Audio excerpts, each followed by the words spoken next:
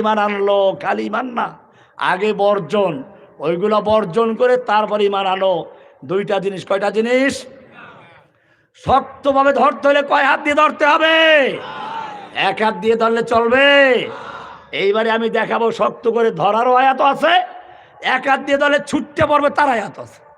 বরিশালে ভাষা বললাম আর কি। কোরআন বলছে যেই ব্যক্তি কুফর তাগুত করলো, এক হাত কুফর তাগুত এক হাত দিয়ে ধরলো, ওয়ায়ুমিন বিল্লাহি, এরপরে আল্লাহর উপর ঈমান আনলো, কয়টা কাজ করলো? কুফর তাগুত, ঈমান বিল্লাহ, এই দুইটা যে ব্যক্তি সমন্বয় করে লা ইলাহার সাক্ষী দিল, আল্লাহ বলছেন ফাকাদ ইসতামসাকা বিল উরওয়াতিল উসকা, সেই ব্যক্তি দুই হাতে ধরলো। কয় হাতে ধরলো? ইসতামসাকা, মাসাকা বলেন নাই, শক্তভাবে ধরেছে, কঠিনভাবে ধরেছে। লানফে কি ধরেছে? বিল উরওয়াতিল উসকা, শক্ত মজবুত হাতল। এই শক্ত মজবুত হাতল কোনটা জানেন? তোমার ছাদের রডের হাতল না, এটা হচ্ছে আরশের সঙ্গে আল্লাহর আরশের পায়া ধরে আছো। লানফিসামালাহা, এবারে আল্লাহ বলছেন যারা এরকম ভাবে কুফর বিত্তাগুত ঈমান বিল্লাহ এই দুইটার মাধ্যমে শক্তভাবে দুই হাতে যারা আল্লাহর আরশকে ধরে, আল্লাহকে ধরে, লানফিসামালাহা, এবারে আল্লাহ বলছেন তারা খড়কুটা নয়, তারা ভাসমান কচুরিপানা নয়, তারা ফেনা নয় যে তারা বন্যার সাথে সয়লাবে ভেসে যাবে। তারা হচ্ছে আল্লাহর সঙ্গে তাদের সম্পর্ক, আসলুহা সাবিতুন ওয়া ফারউহা ফিস সামা, তাদের যদিও শিকড় নিচে, তাদের শাখা আসমান পর্যন্ত আরশ ছুঁয়ে আছে। লানফিসামা লাহা, দুনিয়ার কোন সাইলাব, ইহুদির সাইলাব, খ্রিস্টানের সাইলাব, হিন্দুর সাইলাব, ইসকনের সাইলাব, কোন সাইলাব তাদেরকে ভাসিয়ে নিতে পারবে না, কারণ তাদের সম্পর্ক কার সাথে? এবারে বোঝা গেছে কেন খড়কুটা বলা হয়েছে। লানফিসামা লাহা আল্লাহু সামিউন আলিম। এবারে যদি দুই হাত দিয়ে না ধরো, তুমি আল্লাহকে মানো ঠিক আছে, কিন্তু তাগুতকে বর্জন করতে পারো নাই। মসজিদে গেলে ইমাম সাহেবের কথা মানো, বাহিরে গেলে এবার ইমাম সাহেবের খবর নাই, তখন তাগুতের কথা মানো। মসজিদে গেলে আল্লাহর কোরআন দিয়ে নামাজ পড়ো, আদালতে গেলে আল্লাহর আইন বাদ দিয়ে দাও। আল্লাহ বলছেন এইরকম যারা দুই জায়গায় দুই খোদা মানে, এদের ব্যাপারটা শোনো। ওয়া মাই ইউশরিক বিল্লাহি, যেই ব্যক্তি আল্লাহর সঙ্গে এরকম শিরিক করে, মসজিদে এক আল্লাহ, বাইরে আর এক আল্লাহর আইন মানে, এইরকম দুই আল্লাহ যারা মানে, খুশরাহে আল্লাহ ভি শয়তান ভি নারাজ না হো, এই দুমুখী যারা চলে, আল্লাহ বলছেন ওয়ামাই ইউশরিক বিল্লাহি, সে আল্লাহকে ধরেছে ঠিকই এক হাতে। আল্লাহ বলছেন ফাকান্নামা খাররা মিনাস সামা, যেহেতু সে দুর্বলভাবে ধরেছে, আসমান থেকে তার রশি ছিঁড়ে গেছে। খররা মানে কি? পড়ে গেছে, হঠাৎ ছিঁড়ে পড়ে যাবে। আল্লাহ বলছেন তারপরে কি হচ্ছে? ফাকান্নামা খাররা মিনাস সামাই ফাতাখতাফুত তায়রু, অতঃপর পাখি তাকে ছো মেরে নিয়ে গেছে। এই পাখি হচ্ছে আমেরিকা, রাশিয়া, ব্রিটেন, আরো কুফরি শক্তিগুলো আছে, ইউরোপিয়ানরা ছো মেরে নিয়ে গেছে, রাশিয়া ছো মেরে নিয়ে গেছে। শুধু রাশিয়া গণতন্ত্রই নয়, গণতন্ত্র ছো মারে, এই সমাজতন্ত্র ছো মারে, রাজতন্ত্র ছো মারে, এক একটা মতবাদ এক এক সময় গ্রহণ করে। আল্লাহ তাআলা বলছেন ফাকান্নামা খাররা মিনাস সামা, সে যেন আসমান থেকে রশি ছিঁড়ে পড়ে গেছে।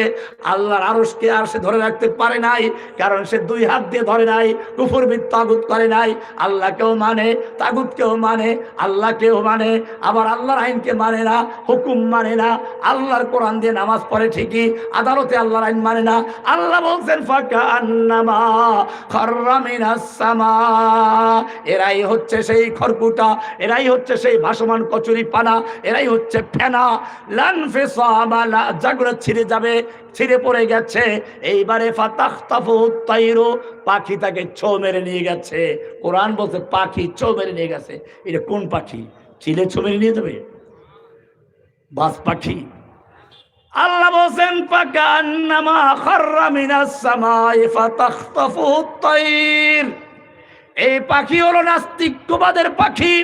এই পাখি হচ্ছে গণতন্ত্রের পাখি, এই পাখি সমাজতন্ত্রের পাখি, এই পাখি রাজতন্ত্রের পাখি, এই পাখি হিন্দুয়ানিয়ে পাখি, এই পাখি নাসরানিয়াতের পাখি, এই পাখি ইহুদিয়াতের পাখি, এই পাখি রুশিয়ার পাখি, এই পাখি চাইনাস পাখি, এই পাখি আমেরিকান পাখি, এই পাখি ইউরোপিয়ান পাখি। বিভিন্ন কালচার, বিভিন্ন আদর্শ তাকে গ্রাস করে নিবে, তাকে কাদিয়ানিও খাবে, আহলে কোরআনও খাবে, বিভিন্ন বাতিল ফেরকা মাজার পূজারি কবর পূজারিও তাকে খেয়ে ফেলবে। তাহফি আও তাহফি বিহি রিহু, অথবা তাকে বাতাসে উড়িয়ে নিয়ে যাবে ইলা মাকানিন সাহিক, দূরবর্তী কোনো জায়গায়। কে বলেছেন? বোঝা গেল আজকে মুমিনদের যে চতুর্দিকে মার খাচ্ছে, আল্লাহর থেকে রশি ছিঁড়ে গেছে। এখন পাখি ছো মেরে মেরে আমাদেরকে ফিলিস্তিনে মার খাচ্ছে, কাশ্মীরে খাচ্ছে, আরাকানে খাচ্ছে, চায়নায় খাচ্ছে, বাংলাদেশে খাচ্ছে, সব জায়গায় কেবল এক এক চীন এসে এক একটা আক্রমণ করছে। এর থেকে বাঁচার উপায়কে আল্লাহর নবীকে সাহাবীরা প্রশ্ন করলেন, ইয়া রাসূলুল্লাহ, মুমিনদের এই অবস্থা কেন হবে? আল্লাহর রাসূল সাল্লাল্লাহু আলাইহি সাল্লাম বললেন, তোমাদের অন্তরের মধ্যে ওহান ঢুকিয়ে দেবে, ওহান। কিলা ওয়ামাল ওয়াহান ইয়া রাসূলুল্লাহ, হে আল্লাহর নবী, ওহান বলতে কি বুঝালেন? ওহান কি জিনিস? ক্বালা হুব্বুদ দুনিয়া ওয়া কারাহিয়াতুল মাউত। ওহান হচ্ছে দুনিয়ার ভালোবাসা, কেমনে একটু মন্ত্রী হওয়া যায়, কেমনে একটু এমপি হওয়া যায়, সেজন্য প্রয়োজনে আল্লাহর নবীর তরিকা বাদ দিয়ে কাফেরের সাইলাবে ভেসে গিয়ে খড়কুটা হয়ে গণতন্ত্রের রশি ধরবে, ভোট আর জোটে যাবে, তারপরে মন্ত্রী হবে, এমপি হবে। এইভাবে আল্লাহর দিনকে বিকৃত করে আল্লাহ নবীর সুন্নাহকে ছেড়ে দিয়ে গণতন্ত্র, সমাজতন্ত্র, রাজতন্ত্রের রশি ধরে গিয়ে তারা আল্লাহর দিন থেকে ছিটকে যাবে। ও মুসলমান, আল্লাহ রাসূল পরিষ্কার বলেছেন, ওদের অন্তরে ওহান ঢুকে দেবে। ওহান, ওহানটা কি? আল্লাহ রাসূল হুব্বুদ দুনিয়া ওয়া কারাহিয়াতুল মাউত। আল্লাহর বলছেন, আল্লাহর রাসূল বলছেন, হুব্বুদ দুনিয়া, দুনিয়ার নেতৃত্ব, দুনিয়ার মন্ত্রিত্ব, দুনিয়ার এমপিত্ব, এইগুলো পাওয়ার জন্য তারা আল্লাহর নবীর যে দিন তার থেকে সরে যাবে, গণতন্ত্রের দিন গ্রহণ করবে, সমাজতন্ত্রের দিন গ্রহণ করবে। এক একটা জোয়ার আসবে, ওই জোয়ারে সাইলাবে ভেসে যাবে কচুরি পানা। কিন্তু জেনে রাখো আর একটা বড় কারণ আছে, ওয়া কারাহিয়াতুল মাউত। আল্লাহর রাস্তায় জীবন দেওয়া, তোমরা যেরকম সাহাবীরা জীবন দিতে পারলে খুশি, ওরা আল্লাহর রাস্তায় জীবন দেওয়াকে ভয় করবে। এই ভয় করার কারণে নিজেরা তো আল্লাহর রাসূলের সুন্নাহকে অনুসরণ করবেই না, অন্যরা যাতে গ্রহণ করতে না পারে সেজন্য আল্লাহর দ্বীনকে বিকৃত করে, পরিবর্তন করে ইসলামের ভিতরে নানান কুফরি মতবাদকে ইসলামী রূপ দেওয়ার চেষ্টা করবে। আল্লাহর নবী নিজে যুদ্ধ করেছেন, যুদ্ধ করেছেন। তোমার আমার চেয়ে নবীর চেহারা অনেক সুন্দর ছিল, তোমার আমার চেয়ে নবীর তাকওয়া অনেক বেশি ছিল, তোমার আমার চেয়ে নবীর তাহাজ্জুদ অনেক বেশি ছিল। বলতে গেলে গভীর রাত্র হয়ে গেছে, অনেক সময় লাগবে। আল্লাহর নবীর চেহারা কি সুন্দর ছিল! আয়েশা স্ত্রী, আল্লাহ নবীর স্ত্রী, কি সুন্দর একটা বয়ান দিয়েছেন, একটু শুনাই। রাত হয়ে গেছে, আর কি করবেন, যাবেন? আপনারা তো আর জেলে ছিলেন না, আমি তো জেলে ছিলাম। জেলে গেলেও যারা জেলে ছিল তাদেরও একটা ভালো দিক ছিল, তারা সবাই একসাথে থাকতো। জসিমউদ্দিন রহমানীকে বেড়ি লাগিয়ে জেলখানায়, মহিষ যেরকম বান্দারকে এরকম বেড়ি লাগিয়ে, এরপরে অন্ধ কুঠিরতে একা রাখা হয়েছে দীর্ঘ 7 মাস পর্যন্ত বরগুনা কারাগারে। এরপরে ঢাকা হাই সিকিউরিটি জেলে 3টা বিল্ডিং প্রথমে আমার জন্য খালি করা ছিল। কয় বিল্ডিং? সামনের 6 তলা বিল্ডিং খালি, পিছনে 6 তলা বিল্ডিং খালি, মাঝখানে একটা জসিমউদ্দিন রহমানের 4 তলার, ব্যাক সাইডে তারা কেউ দেখতেও না পারে, যেরকম মানুষের চেহারাও দেখা না যায়। এভাবে কয়েক বছর কাটলো। এরপরে শুধু তো আমাকে নয়, আমার ভাই, ভাতিজা, ভাগনা সহ 32 জনকে গ্রেপ্তার করলো বরগুনার থেকে। এরপরে শুধুমাত্র আমার এক ছোট ভাই ছিল বাকি, কলেজের প্রফেসর, তাকে গুম করলো। 6 মাস পর্যন্ত অত্যাচার, জুলুম, নির্যাতন করে করে। কি এক টকবগে যুবক ছিল, হাসি খুশি, হাস্যোজ্জ্বল, যারা তাকে দেখেছে তারা জানে। সেই লোকটাকে অত্যাচার করে, নির্মম অত্যাচারকে আদামরা করে জেলখানায় দিয়ে দিল, কয়েকদিন পর মারা গেল। একই জেলে আমাকে দেখতে দেওয়া হয় নাই, মৃত্যু হয়ে গেছে তারপরও জানানো হয় নাই। 2 দিন পরে পত্রিকায় দেখি আবুল বাশার মারা গেছে, একজন বন্দী। এই বন্দী আর কেউ না, একে গ্রেফতারের সময় অনেক প্রচার করেছে, মারা যাওয়ার পরে একেবারে ছোট্ট আকারে প্রচার করেছে। এই প্রথম আলো, কালবেলা, জনকণ্ঠ, এই সমস্ত কুফুরি পত্রিকাগুলো বাংলাদেশের আলেম ওলামাদেরকে বিতর্কিত করার জন্য, গ্রেফতার করার জন্য সবচেয়ে বেশি ভূমিকা পালন করেছে প্রথম আলো নামক একটা নাস্তিক পত্রিকা। এরা প্ল্যান করতো কাকে কাকে গ্রেফতার করা হবে, এরাই যা বলতো সরকার সেটাই করত। ভাইরা আমার, আল্লাহর নবী সাল্লাল্লাহু আলাইহি ওয়াসাল্লাম ওদের যুদ্ধে মাথায় হেলমেট পরা, গায়ে লোহার পোশাক পরা, এক দুশ্মনের সে নবীর সেই মাথায় হেলমেটের উপরে এত জোরে আঘাত করলো, নবীর মাথার লোহার টুপিটা ভেঙ্গে গিয়ে গালে ঢুকে পড়েছে, গালে ঢুকে পড়েছে, মারির 2টো দাঁত পড়ে গেছে, লোহাটা ভিতরেই রয়ে গেছে। যুদ্ধের পরে একজন সাহাবী দাঁতে কামড় দিয়ে বের করার চেষ্টা করলো, তার 2টা দাঁত পড়ে গেছে, এত শক্তি দিয়ে কামড়াতে হলো, বের করতে হলো। আল্লাহ নবীর চেহারা রক্তে রঞ্জিত হয়ে গেল। আমি জিজ্ঞেস করতে চাই, আল্লাহর নবীর চেহারা তোমার থেকে কি খুব খারাপ ছিল? আয়েশা বলছেন, লানা শামসুন ওয়ালিল আফাকি শামসুন ওয়া শামসি আফদালু শামসিস সামাই। ও দুনিয়ার মানুষ শোনো, আমারও একটা সূর্য আছে, আসমানেরও একটা সূর্য আছে। আসমানের সূর্য ফাইন্নাশ শামসা তাতলু বাদাল ফাজরি ওয়া শামসি তাতলু বাদাল ইশাই। আসমানের সূর্য উদয় হয় ফজরের পরে, আর আমার সূর্য উদয় হয় এশার পরে। যখন সারা পৃথিবী জুলুম, অত্যাচার, নির্যাতন, নিপীড়ন, ধর্ষণ, লুণ্ঠন, খুনাখুনি, মারামারিতে গোটা দুনিয়া অন্ধকারে ছেয়ে গিয়েছিল, সেই সময় আমার সূর্য উদয় হলো। মানুষকে শুধু পথের দিশাই দেয় নাই, এক একজনকে এমন হেদায়েত দান করলেন, পথের দিশা দিয়ে শুধু খান্তোয়ানায় দিশারিও বানিয়ে দিয়েছেন।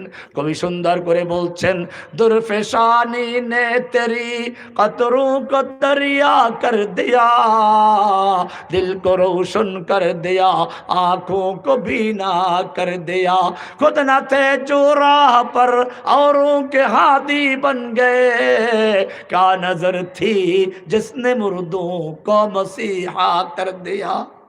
শুধু জীবিতই করেন নাই, ঈসা আলাইহিস সালাম মুর্দারকে জীবিত করতেন। আমার নবী শুধু জীবিতই করেছেন তা নয়, অন্যকে জীবিত করনে ওয়ালা বানিয়ে দিয়েছেন। হাসান ইবনে সাবিত কি সুন্দর বলছেন, ওয়া আহসানা মিনকা লাম তারা কত্তু আইনি ওয়া আজমালা মিনকা লাম তালিদিন নিসাউ, খুলিকতা মুবাররাম মিন কুল্লি আইবি কান্নাকা কদ খুলিকতা কামা তাশাউ। হে নবী, আপনার চেয়ে সুন্দর চেহারার মানুষ কোন চর্মচক্ষু কোনোদিন দেখে নাই, আপনার চেয়ে সুন্দর মানুষ কোন মহিলা কোনোদিন জন্ম দেয় নাই। খুলিকতা মুবাররাম মিন কুল্লি আইবিন, আপনি সমস্ত দোষ ত্রুটি থেকে মুক্ত হয়ে সৃষ্টি হয়েছেন। কান্নাকা কদ খুলিকতা কামা তাশাউ, যেন আপনার রব আপনাকে ঠিক সেভাবেই তৈরি করেছেন যেভাবে আপনি নিজে চেয়েছিলেন। আপনি যেভাবে চাইছিলেন যেন আপনাকে স্রষ্টা সেভাবেই সৃষ্টি করেছেন। এই নবী, যেই নবী সম্পর্কে প্রশংসা করতে গিয়ে কবির কবিতা শেষ হয়ে যায়, শেখ সাদি শেষ পর্যন্ত একটা কথা বলে দিয়েছেন, লা ইউমকিনুস সানাউ কামা কানা হাক্কুহু বাদা খুদা বুজুর্গতে কিসসা মুখতাসার। হে নবী, আপনার প্রশংসা যরকম করা দরকার, এই রকম প্রশংসা করার মতো কোনো কবির কবিতা নাই, কোনো লেখকের লেখা নাই, কোনো কলমের কালি নাই যে আপনার কবিতা লেখে শেষ করবে। তবে একটা কথাই বলে দিচ্ছি, বাদা খুদা বুজুর্গতে কিসসা মুখতাসার, আল্লাহর পরে সমস্ত মাখলুকের উপরে সর্বজে শ্রেষ্ঠ স্থানটি, যে আসনটি রয়েছে, এক কথায় সেই আসনটি হচ্ছে আপনি মুহাম্মদ সাল্লাল্লাহু আলাইহি ওয়াসাল্লাম সংরক্ষিত। এত মর্যাদা যেই নবীর, যেই নবী রাস্তায় চলতে গেলে মেঘ এসে ছায়া দেয়, যেই নবী একটু পেশাব করতে গেছেন আড়াল করার জায়গা নেই, বুখারী সহ হাদিসের কিতাব খুলে দেখো, দুটো খেজুর গাছে আড়াল করে দাঁড়িয়ে গেছে। আল্লাহর নবী পেশাব করে গেছেন, খেজুর গাছগুলো আবার যথাস্থানে চলে গেছে।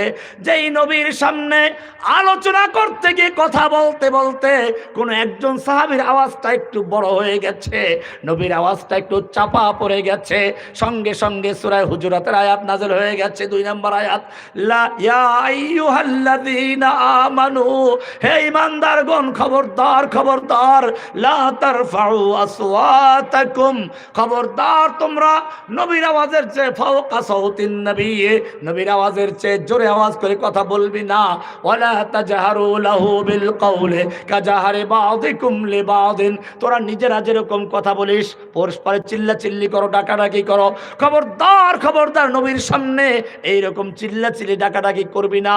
এমনটা যদি করিস আন তাহবাতা আমালুকুম ওয়া আনতুম লা তাশউরুন, তোদের জীবনের সমস্ত নেক আমল, নামাজ, রোজা, হজ, যাকাত, তাসবিহ, তাহলিল, জিহাদ, কিতাল সব বরবাদ হয়ে যাবে, টেরও পাবি না। কি মায়া নবীর জন্য, নবীর আওয়াজে জোরে আওয়াজে কথা বললে ওহী নাযিল হয়ে যায়। আরো সামনে চলুন, আল্লাহর নবী তাহাজ্জুদের নামাজ পড়ার জন্য উঠবেন, আল্লাহর নবী তাহাজ্জুদ পড়তে পড়তে পা ফুলে যায়। আল্লাহ বলছেন মা আনজালনা আলাইকাল কুরআনা লিতাশকা, হে নবী তোমার উপরে আমি কোরআন এই জন্য নাযিল করি নাই যে তুমি কষ্ট করবে। খবরদার ইয়া আইয়ুহাল মুজাম্মিল, ও কামলিওয়ালা শোনো, কুমিল লাইলা ইল্লা কালিলা, তুমি রাতের বেলা জাগরণ করো তবে কিছুক্ষণ ঘুমাও, নিসফাহু আবিন কুস মিনহু কালিলা আও জিদ আলাই, অর্ধেক রাত্র বা তার চেয়ে একটু কম অথবা তার চেয়ে একটু বেশি তুমি এরকম ভাবে কিছুক্ষণ ইবাদত করো, কিছুক্ষণ ঘুমাও। তুমি যেমন সারা রাত্র ইবাদত করলে খুশি হয়ে যাও, আমি আল্লাহ তোমাকে ঘুমন্ত দেখলেও খুশি হয়ে যাই।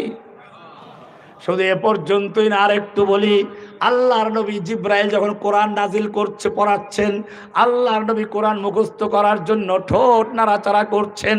হেফজখানার ছেলেদেরকে দেখেন নাই চলে যাওয়ার পরে আল্লাহর নবী ঠোঁট নাড়াচাড়া করে মুখস্থ করা শুরু করলেন। আল্লাহ তাআলা বললেন না না, লা তুহাররিক বিহি লিসানাকা লিতাজালা বিহি, ও নবী কোরআনকে দ্রুত মুখস্থ করার জন্য ঠোঁট নাড়াচাড়া করে মুখস্থ করার মতো কষ্ট করার দরকার নেই। ইন্না আলাইনা জামাহু ওয়া কুরআনা, গোটা কোরআনকে নূর বানিয়ে আপনার সিনার মধ্যে জমা করে দেওয়ার দায়িত্ব আমি আল্লাহ নিজে গ্রহণ করেছি। কি মায়া নবীর জন্য। এইবারে আসুন কি বলতে চাই, এত মায়া যে নবীর জন্য, সেই নবী যখন উহুদের ময়দানে যুদ্ধ করা অবস্থায় তার মাথায় একটা কাফের আঘাত করলো, লোহাটা ঢুকে গেল, আল্লাহ তাআলা দেখতে পাচ্ছিলেন কিনা? আল্লাহ তাআলা ইচ্ছে করলে ওই কাফের হাতটা বাঁকা করে দিতে পারতেন কিনা? ফিরাতে পারতেন কিনা? ফিরাইছিলেন। কেন ফিরান নাই? তায়েফের ময়দানে আল্লাহর নবীকে পাথর মারা হলো। আমি এইবার জেল থেকে বের হয়ে তায়েফ গিয়েছিলাম, ওখানে বসে একটা লেকচার এই বিষয়ে। এই সেই জায়গা যেখানে আল্লাহর নবীকে পাথর মারা হয়েছিল। তোমার চেহারার চেয়ে নবীর চেহারা সুন্দর ছিল, তোমার তাকওয়ার চেয়ে নবীর তাকওয়া বেশি ছিল। কোরআন হাদিস থেকে প্রমাণ করেছি। সেই নবীকে যখন তায়েফে পাথর মারা হচ্ছিল, আল্লাহ দেখতে পাচ্ছিলেন কিনা? আল্লাহর ফিরাবার ক্ষমতা ছিল কিনা? ফিরিয়েছিলেন। তুমি বলবা যে ওই সময় বোধহয় নবীর সঙ্গে সম্পর্কটা ভালো ছিল না। আল্লাহ তার উত্তর দিয়েছেন, অদ্দুহা ওয়াল্লাইলি ইযা সাজা মা ওয়াদ্দাআকা রাব্বুকা ওয়া মা ক্বালা। হে নবী, আপনার রব আপনাকে ছেড়েও দেন নাই, আপনাকে আপনার প্রতি অসন্তুষ্ট হন নাই, বলে তাহলে আমাকে এত মারলো, তুমি কেন ফিরাও নাই? আল্লাহ বলছেন এইখানেই তো রহস্য লুকিয়ে আছে। ইয়া নবী মুহাম্মদ সাল্লাল্লাহু আলাইহি সাল্লাম, ভালো করে শুনে রাখো কেন তোমাকে আমি মার খাওয়াইলাম। কারণ হচ্ছে এই, আম হাসিবতুম আন তাদখুলুল জান্নাতা ওয়া লাম্মা ইয়াতিকুম মাসালুল লাযিনা খালাউ মিন ক্বাবলিকুম বাসাতুহুমুল বাসাউ ওয়াদ-দাররাউ ওয়া যুলজিলু হাত্তা ইয়াকুলার রাসূলু ওয়াল লাযিনা আমানু মাআহু মাতা নাসরুল্লাহ। তোমরা কি মনে করেছো এমনি তোমরা চট করে জান্নাতে ঢুকে যাইবা? ওই যে কে যেন চট করে ঢুকে যাইবে, চট করে ঢুকে যাইবা। ওয়ালাম্মা ইয়াতিকুম মাসালুল লাযিনা খালাউ মিন ক্বাবলিকুম, অথচ তোমাদের কাছে আসেনি ওই সকল বিপদ আপদ মুসিবত যা এসেছিল তোমাদের আগের লোকদের প্রতি। মাসাতুহুমুল বাসাউ ওয়াদ-দাররাউ ওয়া যুলজিলু, এত কঠিন আক্রমণ, কঠিন দুর্ভিক্ষ, এমনকি হাত্তা ইয়াকুলার রাসূল ওয়াল্লাযীনা আমানু মাআহু, স্বয়ং রাসূল এবং তার সঙ্গীরা বলতে বাধ্য হলেন, মাতা নাসরুল্লাহ, আল্লাহর সাহায্য কবে আসবে? আমরা তো শেষ হয়ে যাচ্ছি। কে বলেছেন? আল্লাহর নবী এই পর্যন্ত বলতে বাধ্য হয়েছেন, তুমি চট করে জান্নাতে ঢুকে যাইবা? তুমি গণতন্ত্র করবা, সমাজতন্ত্র করবা, জান্নাতে ঢুকে যাইবা? আল্লাহর নবী হুদায়বিয়াতে আসলেন, 14 সাহাবীর সঙ্গে বাধাগ্রস্ত হয়ে গেলেন।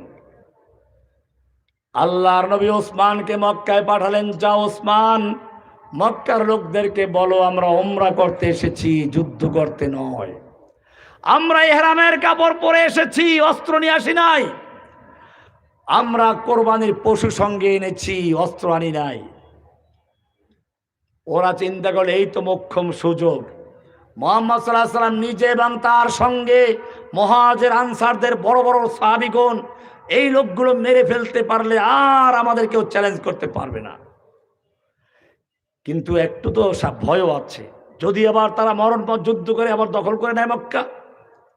এই জন্য মাঝে মধ্যে গুজব ছড়ায়, আসতেছি চট করে ঢুকে পড়বো, পরীক্ষা করে এখনো তোমাদের ঐক্য আছে কিনা। গাজীপুরের ছাত্র জনতা, স্কুল কলেজ মাদ্রাসার ছাত্ররা শুনে রেখো, মাঝে মধ্যে ইন্ডিয়ার থেকে সেই মক্কার কাফেরদের মতো গুজব ছড়ায়। দেখতে চাই বাঙালি এখন ঐক্যবদ্ধ আছে কিনা। যদি একটু ফাটল ধরাতে পারে তাহলে জেনে রাখো, মক্কার কাফেররা যেরকম ভাবে আল্লাহর নবীর উপর আক্রমণ করার চক্রান্ত করেছিল, তোমাদের উপর আক্রমণ করার জন্য সেরকম প্রস্তুত হয়ে রয়েছে। মক্কার লোকেরা এরকম ভাবে চক্রান্ত করে খবর ছড়িয়ে দিল ওসমানকে হত্যা করা হয়েছে। দেখি কি প্রতিক্রিয়াটা হয়। মুহাম্মদ সাল্লাল্লাহু আলাইহি ওয়াসাল্লামের সাহাবীরা ঐক্যবদ্ধ থাকে নাকি বিচ্ছিন্ন হয়ে যায়? আল্লাহর নবীর ইতিহাস পড়ুন, কোরআনে আছে, তাফসিরে হাদিসে সব জায়গায় আছে ঘটনাটা। আল্লাহর নবী তাবুর থেকে বের হয়ে আসলেন, জোরে ডাক দিলেন, ইয়া আসহাবাশ শাজারা। সাহাবীরা গাছের নিচে গিয়ে বিশ্রাম নিচ্ছিলেন। ওসমান গেছে মক্কায়, কি খবর নিয়ে আসে, একটু ঘুমাই নেই, বিভিন্ন গাছের তলায় গিয়ে শুয়ে পড়েছিলেন। আল্লাহর নবী ডাক দিলেন, ইয়া আসহাবাশ শাজারা, ওহে গাছের নিচে অবস্থানকারী সাহাবীরা বেরিয়ে আসো, আমার কাছে খবর এসেছে আবার ওসমানকে হত্যা করা হয়েছে।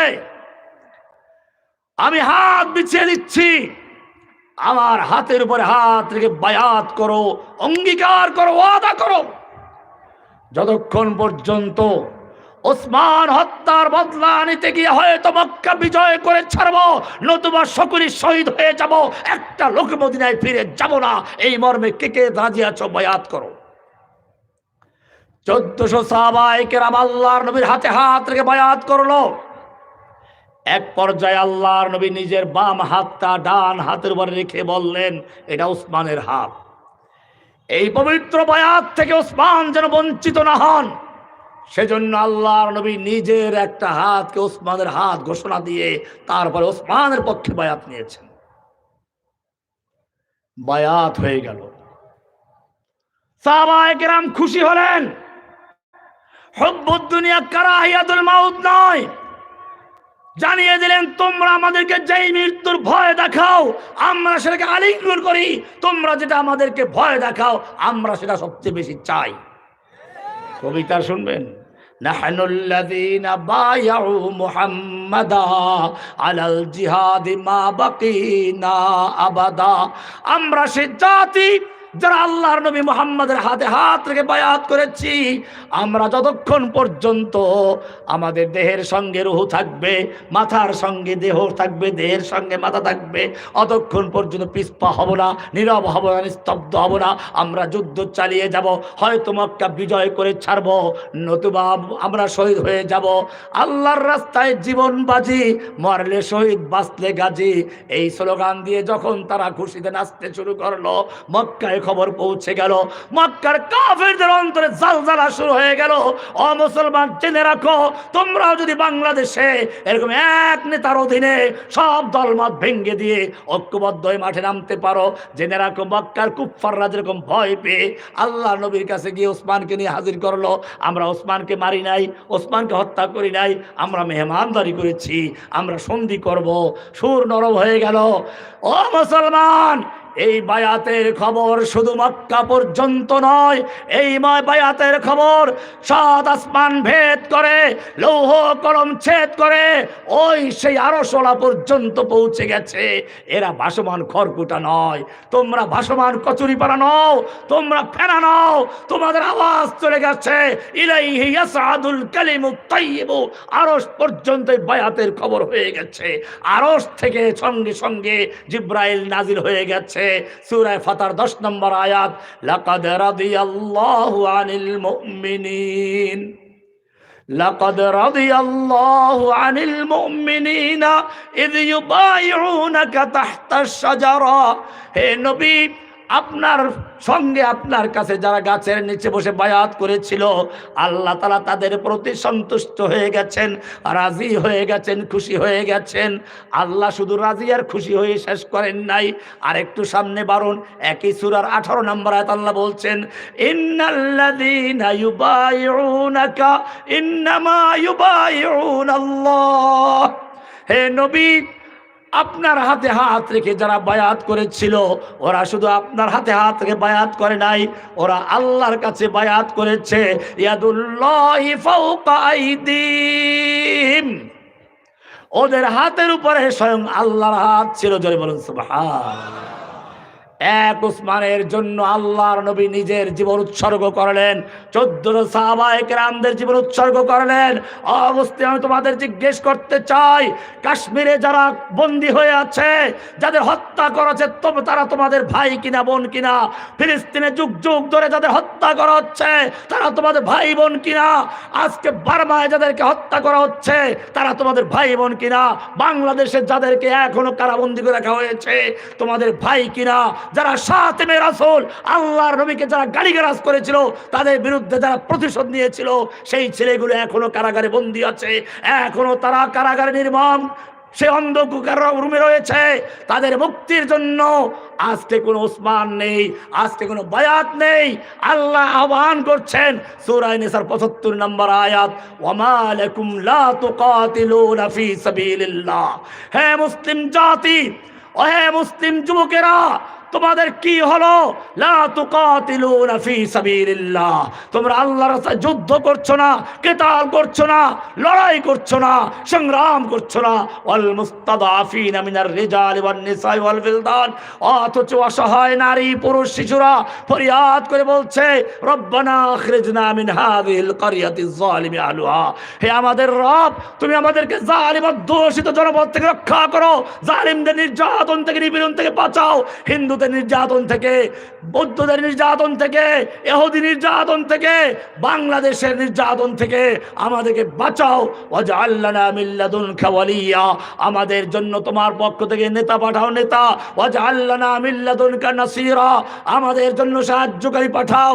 ও আমার যুবকেরা, আমি জিজ্ঞেস করতে চাই, আল্লাহর আহ্বানে সাড়া দিয়ে, মাজলুমানদের ফরিয়াদের সাড়া দিয়ে, যদি প্রয়োজন হয় বুকের তাজা রক্ত ঢেলে দিয়ে আল্লাহর দিনের জন্য কে কে প্রয়োজন আছো, কে কে প্রস্তুত আছো? फिर तुझे एक बार करनी है जहां की रहबरी, फिर तुझे एक बार करनी है जहां की रहबरी, उठ खुदा के नाम लेकर फिर आलम बरदार बन, ওহে যুবক, আবার তোমাকে সালাউদ্দিন আইয়ুবী, মোহাম্মদ বিন কাসেম, তারেক বিন জিয়াদ, খালিদ বিন ওয়ালিদের মতো আবার ময়দানে ঝাঁপিয়ে পড়তে হবে। নেতৃত্বের জন্য তোমাকে দায়িত্ব নিতে হবে। ফের তুঝে একবার করনি হে জাহাঁ কি রাহবরি, বিশ্বের নেতৃত্ব তোমার জন্য অপেক্ষা করছে। ময়দানে ঝাঁপিয়ে পড়ো। তুম দিয়ে বাদ মুখালিফ সে না ঘবরায়ে ওকাফ, ये तो चलती है तुझे ऊंचा उड़ाने के लिए। তুমি ঝড়ো হাওয়া দেখে ভয় পেও না, তুমি খড়কুটা নাও, তুমি ভাসমান কচুরি বানা নাও। তোমার সম্পর্ক আরশওয়ালার সাথে আছে। যালিকা বিআন্নাল্লাহা মাওলাল্লাযীনা আমানু ওয়া আন্নাল কাফিরিনা লা মাওলা লাহুম। মোদি শক্তি, হিন্দু মোদির যত বড় শক্তি থাকুক না কেন, ওর 10 হাতওয়ালা মূর্তি আছে, ও গরুর পেশাব খেতে পারে, ওর মাওলা নাই, তোমার মাওলা আছে। বিজয় দেওয়ার মালিক কে? তু শাহিন है, परवाज है काम तेरा, तेरे सामने आसमां और भी है। ইব্রাহিম আলাইহিস সালামকে আগুনে নিক্ষেপ করা হলো। আল্লাহ তাআলা আগুনকে বলেন ঠান্ডা হয়ে যাবে, খবরদার আবার ইব্রাহিমের একটা পশম যেন না পড়ে। ঠান্ডা করে দিয়েছেন কে? যে আল্লাহ ইব্রাহিমের জন্য আগুনকে ঠান্ডা করে দিয়েছে, সে আল্লাহ জীবিত আছে কিনা? আগের মতো পাওয়ার আছে কিনা?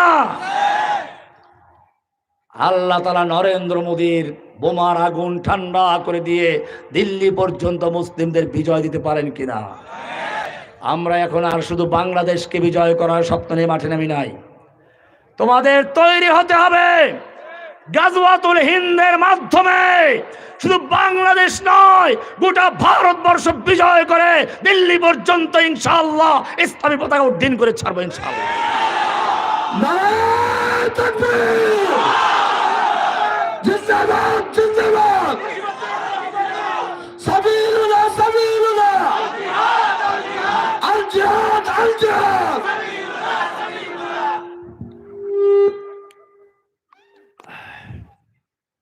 মনে রাখতে হবে, বান্দার ক্ষমতা যেখানে শেষ হয়ে যায় সেখান থেকে আল্লাহ সাহায্য শুরু হয়ে যায়। ইউসুফ আলাইহিস সালাম কারাগারে ছিলেন, বন্দী ছিলেন। জুলাইখার 7 তলা বিল্ডিং এর উপরে বন্দী করে রাখা হলো। তিনি দেখলেন দরজা পর্যন্ত দৌড় দেওয়ার ক্ষমতা আমার আছে, আমি সে পর্যন্ত যাই, তারপরে বাকিটা আমার ক্ষমতা নেই, বাকিটা কার? দৌড় দিলেন। জুলাইখা হাসে আর কয়, যাও, নাকটা ভেঙ্গে যাবে আর টাক লেগে দরজার সামনে।